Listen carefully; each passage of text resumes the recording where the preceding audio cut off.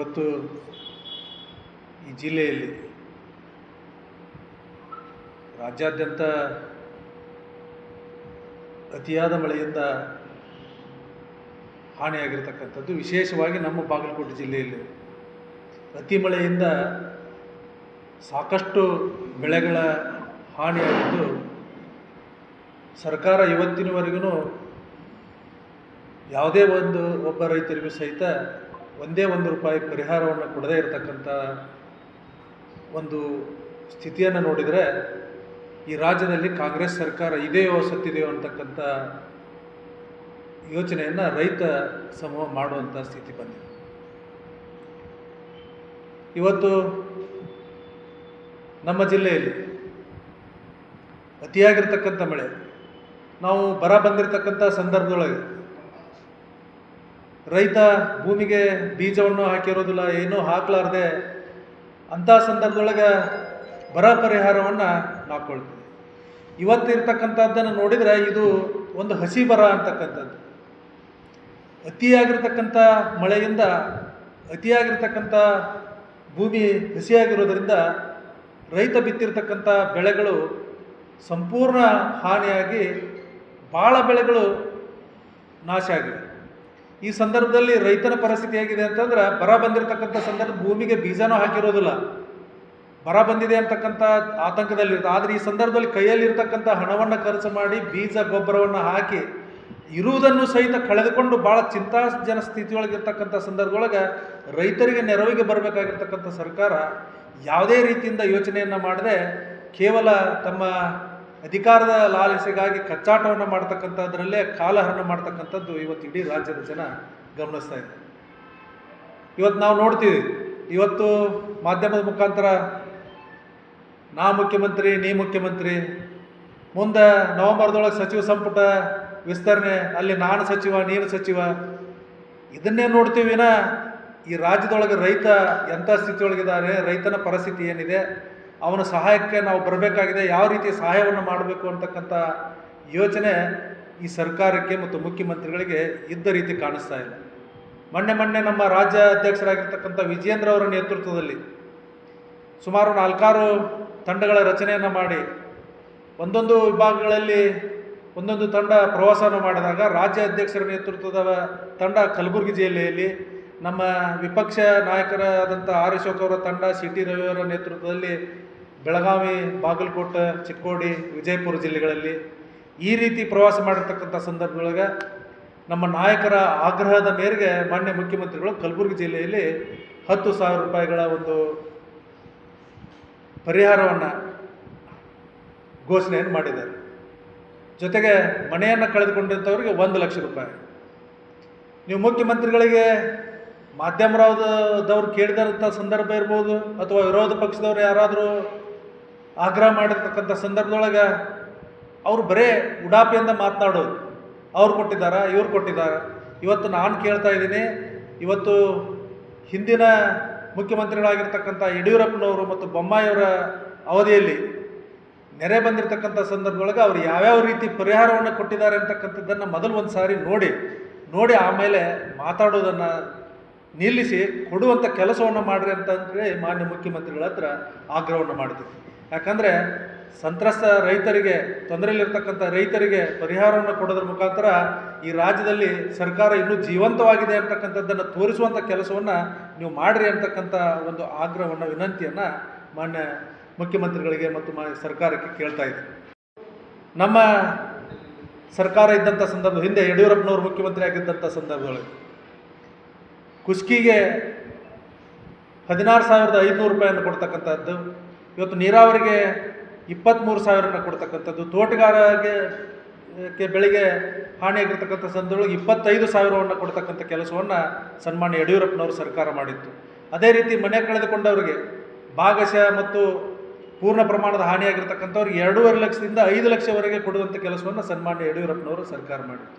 ಇವತ್ತು ಇವರು 1 ಲಕ್ಷವನ್ನು ಘೋಷಣೆ ಮಾಡಿದ್ದಾರೆ. ಅದರೊಳಗೆ 30% ಹಾನಿ, ಆ ರೀತಿ ಅದರೊಳಗೆ ಅಂದಾಜು ಮಾಡಿ ಅಲ್ಲಿಯೂ ಸಹಿತ ಕಡಿತವನ್ನು ಮಾಡ್ತಕ್ಕಂಥ ಕೆಲಸವನ್ನು ಮಾಡ್ತಾ ಇದ್ದಾರೆ.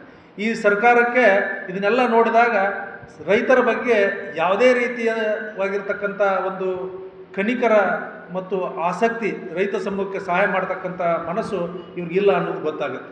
ಯಾಕಂದರೆ ಈ ಸರ್ಕಾರದ ಒಬ್ಬ ಸಚಿವರು ಹಿಂದೆ ಹೇಳಿದರು, ರೈತರು ಹಣಕ್ಕಾಗಿ ಆತ್ಮಹತ್ಯೆಯನ್ನು ಮಾಡಿಕೊಳ್ತಾರೆ ಅಂತಕ್ಕಂಥ ಮಾತನ್ನು ಈ ಸರ್ಕಾರದ ಒಬ್ಬ ಸಚಿವರು, ಪ್ರಮುಖ ಸಚಿವರು ಹೇಳಿದಾಗೂ ಸಹಿತ ಅದಕ್ಕೆ ಯಾವುದೇ ರೀತಿ ಮುಖ್ಯಮಂತ್ರಿ ಆಗಲಿ ಅಥವಾ ಉಪಮುಖ್ಯಮಂತ್ರಿಗಳಾಗಲಿ ಯಾರೂ ಅದಕ್ಕೆ ಪ್ರತಿಕ್ರಿಯೆಯನ್ನು ಕೊಡಲಾರ್ದೇ ಅದು ಸಮರ್ಥನೆಯನ್ನು ಆದರೂ ಮಾಡ್ಕೋಬಹುದಾಗಿತ್ತು, ಅಥವಾ ಆ ಸಚಿವರ ಹೇಳಿಕೆಗೆ ಏನಾದರೂ ಒಂದು ಸ್ಪಷ್ಟೀಕರಣವನ್ನು ಕೊಡಬೇಕಾಗಿತ್ತು. ಯಾವುದೇ ಕೊಟ್ಟಿಲ್ಲ ಅಂತಂದರೆ ಇವರ ವರ್ತನೆ ರೈತರ ಬಗ್ಗೆ ಅಸಹನೀಯವಾಗಿರ್ತಕ್ಕಂಥ ವರ್ತನೆ ಇದೆ ಅಂತಕ್ಕಂಥದ್ದು ಈ ಮುಖಾಂತರ ಕಾಣ್ತಾ ಇದೆ.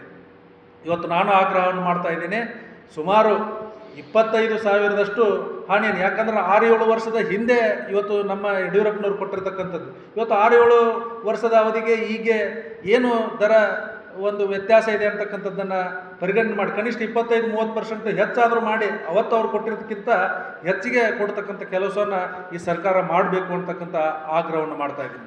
ಇವತ್ತು ಇವ್ರಿಗೆ ಯಾವುದೇ ರೀತಿಯಿಂದ ನಾನು ನೋಡಿದಾಗ ಅವ್ರಿಗೆ ಕನಿಕರ ಅಂತಕ್ಕಂಥದ್ದು, ಕಾಳಜಿ ಅಂತಕ್ಕಂಥದ್ದು ಸ್ವಲ್ಪನೂ ಕಾಣ್ತಾ ಇಲ್ಲ. ಇವತ್ತು ನಮ್ಮ ಜಿಲ್ಲೆಯೊಳಗೆ ಇವತ್ತು ನೆರೆ ಬಂದು ಪ್ರವಾಹದಿಂದ ಅಂತ ಏನು ದೊಡ್ಡ ಪ್ರಮಾಣದೊಳಗೆ ಜಿಲ್ಲೆಯೊಳಗೆ ಆಗಿರ್ತಕ್ಕಂಥದ್ದಿಲ್ಲ. ಆದರೆ ಅತಿಯಾಗಿರ್ತಕ್ಕಂಥ ಮಳೆ, ಹಸಿ ಬರ ಅಂತಕ್ಕಂಥ ಮಾತನ್ನು ನಾನು ಮೊದಲೇ ಹೇಳಿದ್ದೀನಿ. ಅತಿಯಾಗಿರ್ತಕ್ಕಂಥ ಮಳೆಯಿಂದ ಬೆಳೆಗಳು ಸಂಪೂರ್ಣ ನಾಶ ಆಗಿದೆ. ಇವತ್ತು ನಿಮಗೆ ನಮ್ಮ ಬಾದಾಮಿ ತಾಲೂಕಿನೊಳಗೆ ಆಗಿರ್ತಕ್ಕಂಥ ಒಂದಿಷ್ಟು ಫೋಟೋಗಳನ್ನು ಸಹಿತ ನಾನು ತೋರಿಸ್ತೀನಿ. ಇವತ್ತು ಮೆಕ್ಕೆಜೋಳ, ಇವತ್ತು ಈ ಸ್ಥಿತಿ, ಮೆಕ್ಕೆಜೋಳದ ಬೆಳೆ ಈ ಸ್ಥಿತಿ, ಅತಿಯಾಗಿರ್ತಕ್ಕಂಥ ನೀರು ನಿಲ್ಲೋದ್ರ ಮುಖಾಂತರ ಮೆಕ್ಕೆಜೋಳದ ಬೆಳೆ ಈ ಸ್ಥಿತಿ ಆಗಿದೆ. ಇವತ್ತು ಸಜ್ಜೆ ಬೆಳೆ ಎಲ್ಲ ಕೆಂಪಾಗಿ ಈ ರೀತಿ ಅಲ್ಲೇ ಬೆಳೆ ಸಣ್ಣ ಪ್ರಮಾಣದೊಳಗಿನ ಮೊಳಕೆಯಲ್ಲಿ ಬಂದ ತಕ್ಷಣವೇ ಅಲ್ಲೇ ಕೆಂಪಾಗಿ ಅಲ್ಲಿಗೆ ಮೊಟಕುಗೊಳ್ತಕ್ಕಂಥದ್ದಾಗಿದೆ.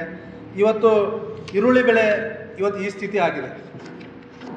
ಅದೇ ರೀತಿ ಚೆಂಡು ಹೂವು ಬೆಳೆಯನ್ನು ಬೆಳೆದಿರ್ತಕ್ಕಂಥದ್ದು ಮಲಪ್ರಭಾ ನದಿ ದಂಡೆಯೊಳಗೆ ನದಿ ಬಂದಂಥ ಸಂದರ್ಭದೊಳಗೆ ಪ್ರವಾಹಕ್ಕೆ ಈ ರೀತಿ ಹಾನಿಯಾಗಿರ್ತಕ್ಕಂಥದ್ದು.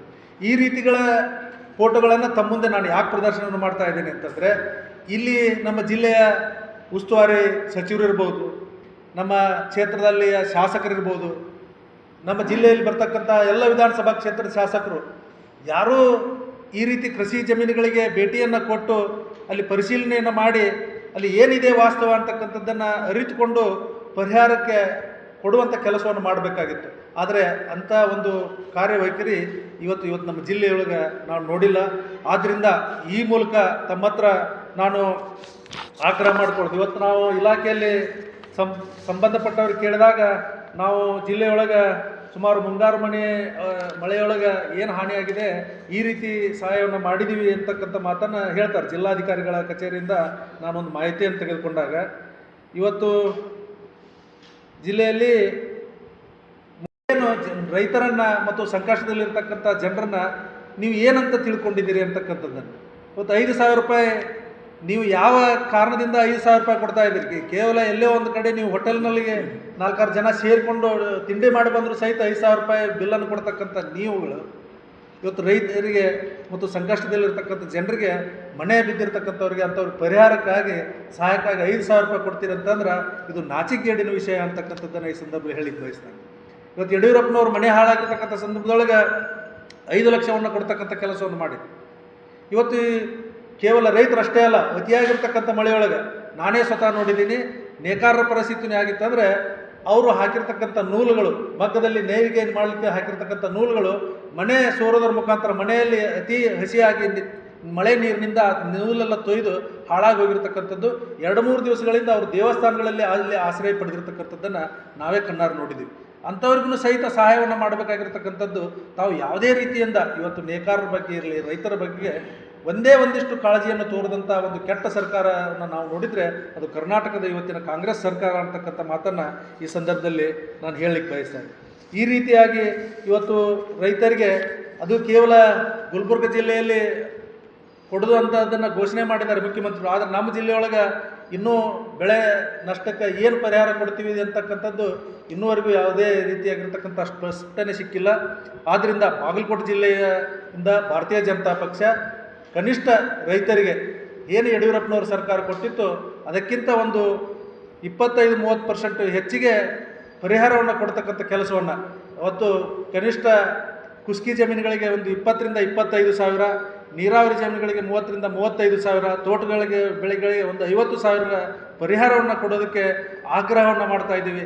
ನೇಕಾರರ ಮನೆಗಳಿಗೂ ಸಹಿತ ಸ್ವತಃ ಹೋಗಿ ಪರಿಶೀಲನೆ ಮಾಡಿ ಆ ಮಳೆಯಿಂದ ಯಾರ್ಯಾರ ಮನೆಗಳು ಹಾಳಾಗಿದ್ದಾವೆ, ಅವರ ನೇಯ್ಗೆ ನೂಲುಗಳು ಹಾಳಾಗಿದ್ದಾವೆ ಅಂಥವ್ರಿಗೂ ಸಹಿತ ಒಂದು ಪರಿಹಾರವನ್ನು ಕನಿಷ್ಠ ಒಂದು 10-20 ಸಾವಿರ ಆದರೂ ಪರಿಹಾರವನ್ನು ಕೊಡುವಂಥ ಕೆಲಸವನ್ನು ಈ ಸರ್ಕಾರ ಮಾಡಬೇಕು ಅಂತಕ್ಕಂಥ ಆಗ್ರಹವನ್ನು ತಮ್ಮ ಮೂಲಕ ನಾನು ಮಾಡಿಕೊಳ್ಳಿಕ್ಕೆ ಬಯಸ್ತೇನೆ.